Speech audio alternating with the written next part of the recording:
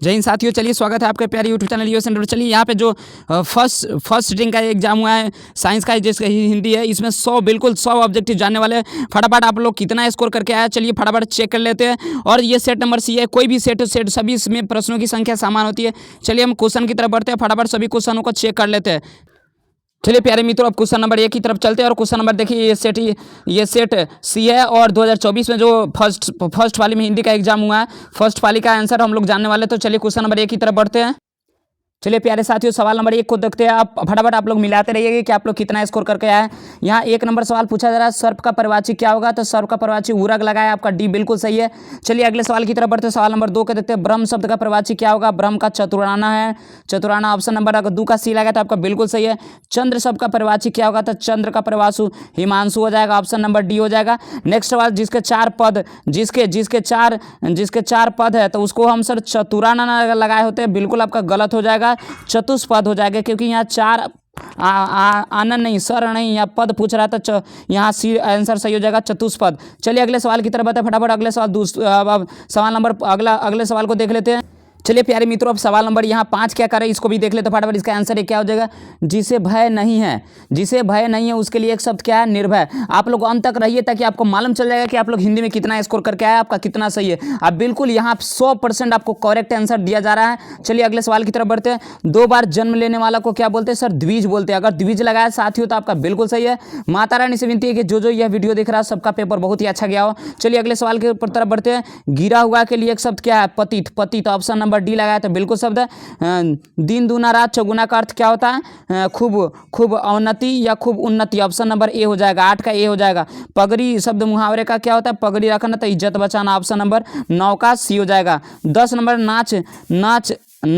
नचाना, इसका मुहावरे का अर्थ होता है तंग करना, ऑप्शन नंबर बी आंसर लगाया था आपका बिल्कुल सही है। चलिए अगले सवाल की तरफ।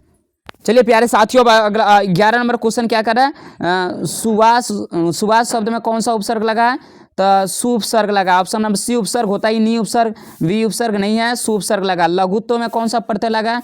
लघुत्व में लघु प्रत्यय लगा है, लघुत्व में लघु प्रत्यय लगा, option number A C answer हो जाएगा। वीरता शब्द में कौन सा प्रत्यय लगा? वीरता में ता प्रत्यय लगा, ऑप्शन नंबर सी हो जाएगा। रक्तिमा में कौन सा प्रत्यय लगा? रक्तिमा में ईमा प्रत्यय लगा, ऑप्शन नंबर ए लगाया था आपका बिल्कुल सही है। चलिए अगले सवाल की तरफ बढ़ते हैं। आप लोग साफ लास्ट तक रहिए, पूरा स्कोर गिनिए कि आप लोग हिंदी में कितना सही करके आए हैं, क्योंकि हिंदी आपका स्कोरिंग सब्जेक्ट है और फर्स्ट डिवीजन दिलाने में आपका अहम भूमिका निभाएगा। चलिए अगले सवाल की तरफ बढ़ते हैं। पर्वत शब्द का विशेषण क्या हो जाएगा? पर्वत शब्द का विशेषण हो जाएगा पर्वत का पर्वत, ये तो नहा होगा नहीं, पर्वतीय ऑप्शन लगाया तो बिल्कुल सही है। चलिए माता रानी से विनती करते हैं, जो ये हिंदी का पेपर देखे या जो साइंस के जितने भी बच्चे हैं सबका फर्स्ट डिवीजन, जो इस चैनल को सब्सक्राइब करे उन सबका फर्स्ट डिवीजन आए, क्योंकि आप ही सबके लिए मेहनत किया जा रहा है। और एक छोटे सा चैनल का आप लोग सपोर्ट करते हैं तो आपकी एक सपोर्ट हमें काफ़ी मोटिवेट करती है। चलिए अगले सवाल की तरफ बढ़ते हैं। तो प्लीज़ हाथ जोड़ के विनती है कि आप लोग चैनल को सब्सक्राइब कर लिए, क्योंकि ये मेहनत आप ही सबके लिए किया जा रहा है। चलिए सवाल नंबर, आप लास्ट तक बने रहिए, सवाल को पूरा आप लोग चेक कीजिए कि कितना आपका 100 में कितना सही करके आए हैं। चलिए सवाल नंबर 16 को देख लेते हैं, ध्यान से देखिएगा। प्रथम शब्द का विशेषण क्या होगा? प्राथमिक ऑप्शन लगाया था, इसका बिल्कुल सही है। इन छात्रा का बहुत ही अच्छा, अभी तक जितने लगाए सभी प्रश्नों का सही जवाब है। अगला सवाल देख लेते हैं। निज शब्द का विशेषण क्या होगा? तो निज शब्द का विशेषण निजी हो जाएगा, ऑप्शन नंबर बी लगाया था आपका बिल्कुल सही है। दरिंद्रों ने केवल मासूमों को ही लूटा नहीं बल्कि उनकी हत्या भी कर दी, सरल वाक्य है। बोलेंगे सरल वाक्य तो है ही नहीं सर, ये तो मिश्र वाक्य का उदाहरण, ऑप्शन नंबर बी हो जाएगा। निम्न में शुद्ध शब्द कौन है? चलिए ये वाले क्वेश्चन है ना, इस वाले में शुद्ध शब्द कौन है? तो यह काम आप पर निर्भर करता है, ऑप्शन नंबर बी हो जाएगा। आपको जिस क्वेश्चन में डाउट रहेगा उसका कमेंट बॉक्स में छापिए। चलिए अगला सवाल 20 नंबर, बहुत ही जानदार सवाल है, इसका आंसर देख लेते हैं।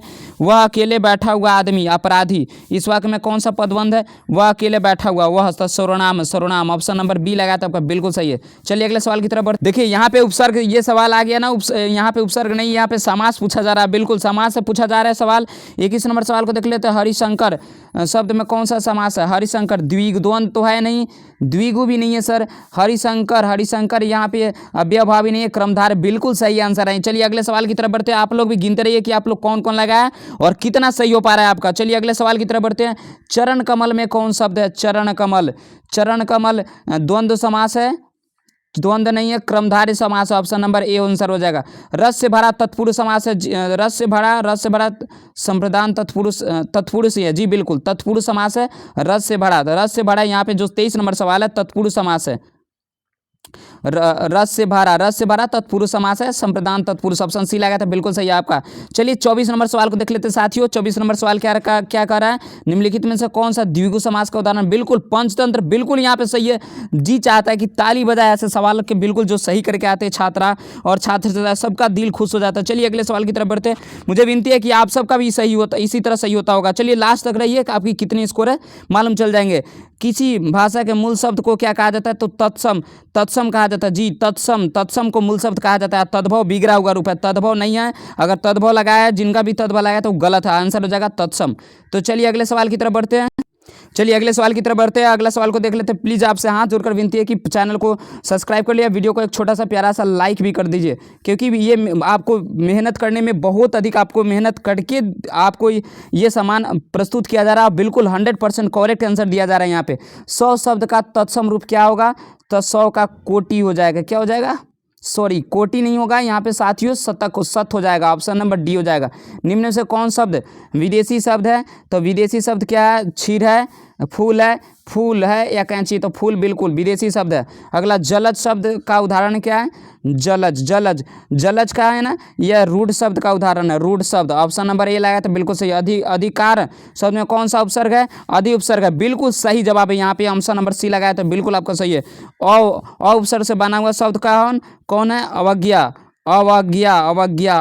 शब्द होगा, या आगमन तो होगा नहीं सर, अध्यक्ष भी नहीं होगा, अनुज भी नहीं होगा, यहाँ पर डी आंसर लगाया था आपका, बिल्कुल सही। चलिए अगले सवाल की तरफ बढ़ते हैं। चलिए नेक्स्ट सवाल को देखते हैं। यहाँ भी बहुत ही शानदार सवाल पूछा, तूती बोलना मुहावरे का अर्थ क्या होता है, तोता जैसा बोलना, प्रभाव खोना, प्रभाव जमाना आंसर हो जाएगा यहाँ पे। इसका गलत आंसर है, एक गलत हो गया, बहुत दुख की बात है। अब मुझे विश्वास है कि सबका सही जाएगा, आप लोग लास्ट तक रहिए, कितना सही होता है आप लोग गिनिए।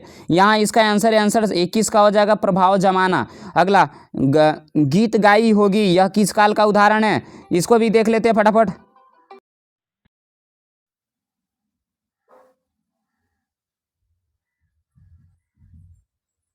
चलिए अगले सवाल की तरफ बढ़ते हैं।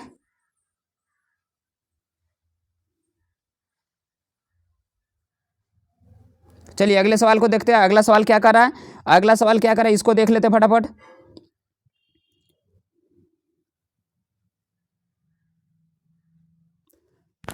चलिए प्यारे छात्र छात्राओं, आप अगले सवाल की तरफ बढ़ते हैं। डियर स्टूडेंट्स, नेक्स्ट वाले सवाल को देखते हैं कि क्या कर रहा है, कि गीत गाई होगी किस काल का उदाहरण है, गाई होगी, ऑप्शन नंबर, ये भविष्यत काल की बात कर रहा है, ऑप्शन नंबर डी लगा था, बिल्कुल आपका सही है। रीति शब्द का बहुवचन क्या होगा, रीतिया, ऑप्शन नंबर बिल्कुल सही है। रीतियाए होगा या रीतिया होगा, आप लोग कमेंट करके बताइए दोनों सवाल में क्या होगा। चलिए आप सबके लिए 33 नंबर सवाल मैं छोड़ रहा हूँ। चंदन ने उसके व्यापार में चंदन व्यापार हथियार लिया, इस वाक्य में कौन सी क्रिया है, तो नाम बोधक क्रिया, ऑप्शन नंबर सी हो जाएगा। अगला, भारत का राष्ट्रपति कौन है, मैंने इसमें प्रश्न पूछा जा रहा, प्रश्नवाचक सर्वनाम है, बिल्कुल अगर प्रश्नवाचक सर्वनाम लगाया तो आपका बिल्कुल 100% करेक्ट है। आंसर है जब 35 का हो जाएगा, सी नंबर आंसर हो जाएगा। चलिए अगले सवाल की तरफ बढ़ते हैं। चलिए अगला सवाल यहाँ पे पूछा जा रहा है जी, बिल्कुल क्रिया से सवाल पूछा गया। क्रिया मैं घारा भरता हूँ सकर्मक क्रिया का उदाहरण बिल्कुल सही है। वह कलम से लिखता है, करण कारा का उदाहरण बिल्कुल 37 का सी। निम्न में कौन शब्द अशुद्ध है, अशुद्ध शब्द कौन है, तो यहाँ वीणा अशुद्ध शब्द है, ऑप्शन नंबर डी आंसर हो जाएगा, बिल्कुल डी आंसर हो जाएगा इसका। चलिए अगले सवाल की तरफ बढ़ते हैं। अगला सवाल को देख लेते हैं। 39 नंबर सवाल क्या करा है, कोष्टक में जो चिन्ह दिया है इसको योजक चिन्ह बोलते हैं, बिल्कुल सही लगाया है इनका। अगला, मांडवी शब्द में कौन संज्ञा, मंडली समूहवाचक संज्ञा, मंडली क्योंकि 5, 10 इसमें आदमी हमेशा मिलकर ही मंडली करते हैं, जातिवाचक संज्ञा नहीं होगा, समूहवाचक संज्ञा आंसर हो जाएगा सी। चलिए अगले सवाल की तरफ बढ़ते हैं। चले प्यारे मित्रों, अब अगले सवाल की तरफ बढ़ते हैं। फटाफट आप लोग गिनते रहिए, आप कितना सही है, अभी तक कितना सही हुआ। चलिए 41 नंबर सवाल को देखते हैं। 41 नंबर जूठन, यहाँ पे देखिए कहानी से सवाल आ गया आपको लोग किताब से। जूठन शीर्षक आत्मकथा के लेखक बड़े भाई का क्या नाम था, जूठन में आत्मकथा के बड़े भाई के नाम क्या था, कालीराम तो हेडमास्टर का नाम था, सुखवीर था, मनमीत था, जो गजोधर था, तो आंसर हो जाएगा गजोधर, ऑप्शन नंबर सी हो जाएगा। अगला, निम्नलिखित में कौन सी रचयिता मल्य जी की है, तो मल्य जी की कौन सी रचयिता, छायावाद, वट पीपल आंसर हो जाएगा बी। अगला, तीर शीर्षक कहानी के कहानीकार के अनुसार दशहरे के दिन किस पक्षी की होती है? तो तीतर, ऑप्शन नंबर बिल्कुल सही है। लिबरेटर किस विश्व शिक्षक के रूप में देखते हैं? जे कृष्णमूर्ति, ऑप्शन नंबर ये भी सही है। पॉल गमेटर स्कूटर किन की रचना है? तो ये मल्लिया जी की रचना, ऑप्शन नंबर बी। अगले सवाल की तरफ बढ़ते हैं। चलिए साथियों, अब अगला सवाल बहुत ही जानदार है। जे कृष्णमूर्ति का पूरा नाम जिद्दू कृष्णमूर्ति है, बिल्कुल 100% करेक्ट है। जैसी किस काल के कवि है? तो किस काल के कवि है, मैंने किस भाषा के कवि? तो ब्रज भाषा के कवि, बिल्कुल सही है। निम्नलिखित कौन सगुन भक्तिधारा के कवि है? तो कबीरदास सगुन भक्तिधारा के कवि है। किस कवि का मूल नाम राम बोला था? तुलसीदास का बचपन का नाम राम बोला था, क्योंकि उनकी जन्म हो रही थी तो उनकी माँ राम राम बोल रही थी। बोलो बाके बिहारी लाल की जय। चलिए अगले सवाल की तरफ बढ़ते हैं। चलिए प्यारे मित्रों, मुझे विश्वास है कि आपका हिंदी का पेपर बहुत ही अच्छा गया होगा। आपका इसमें बहुत ही अच्छा जाए। चलिए, फर्स्ट डिवीजन दिलाने में आपका ये अहम भूमिका निभाया। मुझे विनती है कि आपका हिंदी वाला पेपर बहुत ही करेक्ट गया होगा।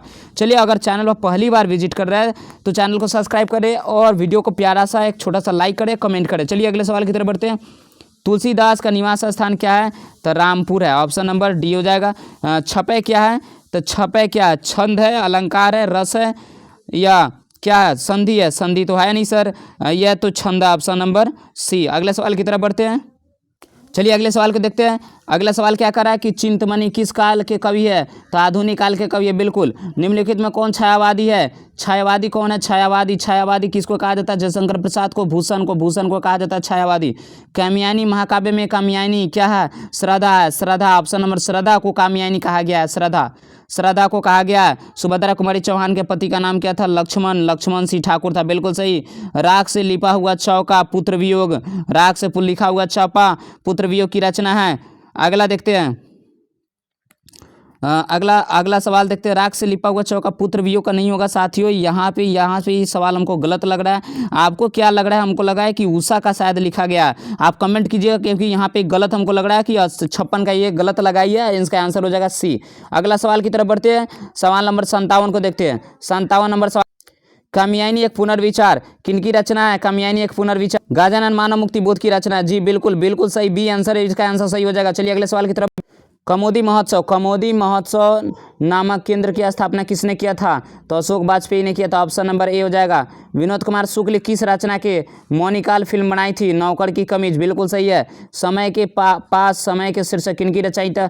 समय के पास, तो इनका हो जाएगा मुक्ति बोध, ऑप्शन नंबर डी। अगला कवि ने शीर्षक किनकी रचना है? कवि में कहाँ शीर्षक रचना किनकी है? ये सवाल क्लियर नहीं है। चलिए मैंने इस सवाल को छोड़ रहे हैं, अगले सवाल की तरफ बढ़ते हैं। किस चौराहे पर लोगों की भीड़ लगी थी? रस्सी का टुकड़ा शीर्षक कहानी, ये गुदरवील का है, ऑप्शन नंबर चोखियो किसे माफ़ी मांगने गया था? इसको भी सवाल से हम छोड़ रहे हैं, क्योंकि मैंने इसको हिंदी में अभी तक नहीं देखा है। हो सकता है कि कहीं हो। चलिए आपको अगर आंसर मालूम है 63 का, तो कमेंट बॉक्स में छापिएगा। अगले सवाल की तरफ बढ़ते हैं। अगला सवाल क्या कर रहा है? अगला सवाल फ्रैंका आया था क्या? एमिलो आंसर हो जाएगा बी सी। अगले सवाल की तरफ बढ़ते हैं। देखो यहाँ पे नेक्स्ट वाला सवाल 65 नंबर सवाल क्या कर रहा है, इसको भी देख लेते हैं। देखते नहीं या रेशम का काढ़ा हुआ सालू, यह शीर्षक उसने कहा था से बिल्कुल सही, करेक्ट। यहाँ पे 65 का सी हो जाएगा। अगला बिहार के हिंदी वर्तमान स्थिति विषय में सर्वोच्च कौन है? जयप्रकाश नारायण, बिल्कुल सही है। रुकिए यहाँ पे भाई साहब, लगता है कि कुछ और आंसर हो सकता है। 66 नंबर सवाल को ध्यान से देखिएगा आप लोग। बिहार में हिंदी वर्तमान स्थिति में विषय पर लेख के सर्वोच्च पुरस्कार प्रदान किया गया है किसे? तो रामधारी सिद्दीनकर को बालकृष्ण भट्ट नहीं होगा, ओम प्रकाश वाल्मीकि जी भी नहीं होंगे, रामधारी सिद्दीनकर या जयप्रकाश नारायण होगा। तो रामधारी सिद्दीनकर और जयप्रकाश नारायण ही आंसर सही है। चलिए, आपस में धांगर किस भाषा? तब ओराव भाषा, ऑप्शन नंबर आंसर सी हो जाएगा। जानवर और जानवर शीर्षक कविता किनकी रचना है? तो ये मोहन राकेश की रचना, ऑप्शन नंबर बी। अगला सवाल, सिपाही की मां शीर्षक कहानी में मुन्नी की उम्र 14 वर्ष थी, बिल्कुल सही जवाब है। यहाँ पे आंसर हो जाएगा डी। अगर 69 का आप लोग भी डी लगाया, 14 वर्ष बिल्कुल सही है। चलिए अगले सवाल की तरफ बढ़ते हैं। अगला सवाल क्या है? रत्नाकर त्रिपाठी किस कवि के पिता थे? तो रत्नाकर त्रिपाठी या भूषण के कवि पिता थे। अगला सवाल, सौ अनाज एक सुजान बालकृष्ण भट्ट की रचना है, बिल्कुल सही है। शिक्षा प्राप्ति के लिए अमेरिका कौन गए थे? तो शिक्षा प्राप्त जयप्रकाश नारायण गए थे, इसलिए अमेरिका का इनको दलाल भी कहा जाता था। चलिए अगले सवाल साथियों, आपके लिए मैं बहुत ही मेहनत करने के फलस्वरूप ये 100% एनालिसिस दे रहा हूँ। तो प्लीज़ वीडियो को एक लाइक कर दे, आप दोस्तों के पास शेयर कर दे, जिन्होंने इन्होंने इनका एग्जाम दिया। चलिए अगला सवाल, अर्धनारीश्वर कल्पित किसका रूप है? तो शिव और पार्वती का रूप है। चलिए ऑप्शन नंबर सी लगाया है, जिसने यह सी लगाया है, बी लगाया आंसर, सॉरी बी आंसर हो जाएगा, शिव और पार्वती का कल्पित रूप है। चलिए अगले सवाल की तरफ, मालती के बच्चे का नाम टीटी था, बिल्कुल 100% सही है। जी मन कर रहा है कि नाचे ऐसे सवालों को देख कर, क्योंकि आप मुझे विश्वास है कि सभी छात्र छात्राओं का ये सवाल सही हुआ होगा। चलिए अगले सवाल की तरफ बढ़ते हैं। अगला, भगत सिंह का जन्म कब हुआ था? तो सन 1911 ईस्वी में। आंसर 1911 नहीं होगा, आंसर 1907 आंसर होगा। 1907 आंसर गलत है आंसर। तीनकठिया प्रथा का संबंध किससे है? नील के उत्पादन से, ऑप्शन नंबर सी हो जाएगा। सिपाही की मां शीर्षक साहित्य की विधा क्या है? एकांकी है, बिल्कुल सही है। जनयुग पत्रिका के संपादक कौन है? तो जनयुग पत्रिका के संपादन अंग्रेजी है। अगला सवाल, सदियों का संताप शीर्षक किनकी कृति है? नामवर्षी की कृति है। अगले सवाल की तरफ बढ़ते हैं। चलिए अगला सवाल क्या पूछा रहा है? ओम प्रकाश वाल्मीकि का जन्म कहाँ हुआ था? बरला मुजफ्फरनगर में हुआ था, यूपी में। अगला, आगम शब्द का विलोम क्या होगा? आगम का विलोम क्या होगा? तो सुगम हो जाएगा, आंसर हो जाएगा सुगम, ऑप्शन नंबर डी। एकेतेश्वरवाद शब्द का विलोम क्या होगा? तो ईश्वरवाद हो जाएगा, ऑप्शन नंबर ए आंसर लगाया था। उग्र शब्द का विलोम क्या होगा? उग्र का विलोम क्या होगा? उग्र का सौम्य हो जाएगा, उदर नहीं होगा, गलत है बिल्कुल, सौम्य आंसर लगाया था आपका, बिल्कुल सही है। निम्नलिखित में कौन सा विसर्ग संधि का उदाहरण है? तो विसर्ग संधि का उदाहरण दुह प्लस कर बराबर दुष्कर, ऑप्शन नंबर ए हो जाएगा। जगत प्लस ही जगदीश विसर्ग संधि का नहीं है बबुआ, ये व्यंजन संधि का उदाहरण है। ये सवाल सब व्यंजन का उदाहरण ये नहीं होगा, ऑप्शन नंबर ए लगाया है। 84 का तो बिल्कुल सही है। जगत प्लस आनंद पदों की संधि क्या होगा? तो जगदानंद हो जाएगा। अगले सवाल की तरफ बढ़ते हैं। चलिए फटाफट कुछ क्वेश्चन ही बच गए, फटाफट इनको भी देख लेते हैं। निम्नलिखित में कौन सा शब्द यन स्वर संधि का उदाहरण है? तो यन स्वर संधि का उदाहरण कौन है? यन स्वर संधि का उदाहरण कौन है? यद्यपि चयन बिल्कुल 6 प्लस अन अगर लगाया था मेरे साथियों, बिल्कुल 100% आपका सही है जवाब है। सज्जन सतजन सत प्लस जन बिल्कुल सही, ऑप्शन नंबर बी हो जाएगा। रमेश शब्द का संधि विच्छेद का क्या होगा? रमेश, रम प्लस ईस नहीं होगा, रामा प्लस ईस हो जाएगा, बिल्कुल सही है। निम्नलिखित में कौन शुद्ध शब्द है? शुद्ध शब्द क्या है? परीक्षण या 50, परीक्षण बिल्कुल शुद्ध शब्द है। अगला, बिना पानी कौन सा समास है? बहुब्रीहि समास, बिल्कुल 100% करेक्ट। अगले सवाल की तरफ बढ़ते हैं। बस चलिए अब आपको अब लगभग स्कोर मालूम चल जाएगा कि आप कितना है। अगले सवाल को देख लेते हैं। लिंग शब्द का भाषा क्या है? फारसी, बिल्कुल। अगला, राख शब्द क्या है? राख क्या है? राख ये राख पुल्लिंग शब्द है, आकारांत पुल्लिंग शब्द होते हैं, आकारांत तत्सम पुल्लिंग होते हैं। मोती क्या है? मोती स्त्रीलिंग शब्द है, ऑप्शन नंबर बी हो जाएगा। निम्नलिखित में कौन घोष वर्ण है? घोष वर्ण तृतीय चतुर्थ वर्ण आते हैं, और यहाँ पे आंसर हो जाएगा ज घोष वर्ण है। जब भी हो सकता है। रुकिए 1 मिनट रुक जाइए, यहाँ पे सवाल पूछा रहा है, घोष वर्ण पूछ रहा है, तो साथियों यहाँ पे पंचम वर्ण हो जाएगा। पंचम वर्ण ड होगा या ज होगा, ये तो दोनों नहीं लगता हमको, ये तीनों भी नहीं होगा, आंसर डी लगाया तो बिल्कुल सही है। ये तीनों नहीं होगा आंसर, अगर डी लगाया तो आपका बिल्कुल डी लगाया आंसर डी हो जाएगा। इसका 94 का आंसर डी हो जाएगा, ठ हो जाएगा। अगला, निम्नलिखित में से कौन अंतस्थ व्यंजन का उदाहरण है? तो यरलव अंतस्थ व्यंजन का उदाहरण, बिल्कुल सही, 95 का ए आंसर हो जाएगा। चलिए, जय श्री गणेश का अब अंत ही होने वाला है। चलिए अब अगले सवाल की तरफ पढ़ते हैं। हिंदी में उष्ण व्यंजनों की संख्या कितनी है? उष्ण व्यंजनों की संख्या कितनी होती है? 4 होती है, बिल्कुल सही है, बिल्कुल सही जवाब है, यहाँ पे 4 होती है, ऑप्शन नंबर सी आंसर हो जाएगा। फ का उच्चारण स्थान ओठ है, बिल्कुल सही है। अगला, वह भाला आदमी किस विशेषण का उदाहरण है? वह भाला आदमी गुणवाचक विशेषण है। ए स्वर का उदाहरण क्या? लघु स्वर है। ए देखिए यहाँ पे लघु स्वर है या दीर्घ स्वर है? यहाँ पे हर्ष स्वर का उदाहरण है, ऑप्शन नंबर ए हो जाएगा। लघु स्वर ये पुल्लिंग स्वर का उदाहरण है ही नहीं। दीर्घ स्वर या हर्ष स्वर है तो बोलेंगे सर ये हर्ष या दीर्घ है, कमेंट बॉक्स में छापिए आप लोग। देवेश का संधि विच्छेद क्या होगा? देव प्लस ईश हो जाएगा, देव प्लस ईश, बिल्कुल सही जवाब है यहाँ पे 100 का सी। चलिए वीडियो अगर पसंद है तो वीडियो को लाइक करें, चैनल को सब्सक्राइब करें। आपका पेपर बहुत ही अच्छा जाए, मां शारदा से विनती है। जय हिंद, वंदे मातरम।